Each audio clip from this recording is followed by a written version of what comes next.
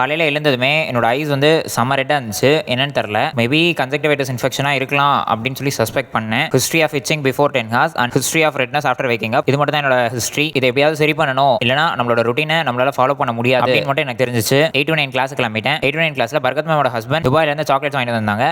அதை எங்களுக்கு கொடுத்துட்டு இருந்தாங்க. ஆர்த்தோ போஸ்டிங் முடிச்சுட்டு ஆஃப்தல் டிபார்ட்மெண்ட் போயிட்டேன் ஐ செக் பண்ணோன்னு. அங்கே பார்த்தா நம்ம சக்தி அக்கா உட்காந்துருக்காங்க. எப்பயும் போல கன்ஜக்டிவைட்டிஸ் தான் அப்படின்னு சொல்லி மார்க்ஸை கொடுத்தாங்க. ஆஃப்டர்நூன் கிளாஸ் எதுவுமே போகல.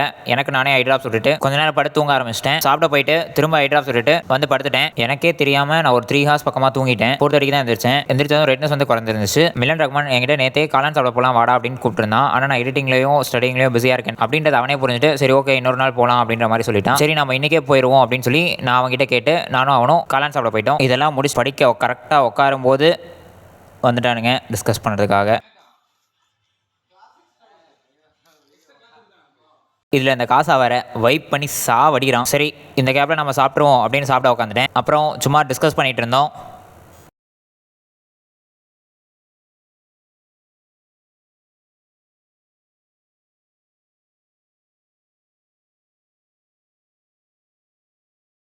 அவனுங்க எல்லாரையும் கிளப்பி விட்டு உட்காந்து படிக்க ஆரம்பிச்சிட்டேன். படிச்சுட்டு இருக்கும்போது நடுவில் பிதாஜி கால் பண்ணார். அவர்கிட்டையும் கொஞ்சம் பேசிட்டு ரூம் போகிற வழியில் 24 by juniors ஷார்ட் ஃபிலிம் எடுத்துகிட்டு இருந்தானுங்க.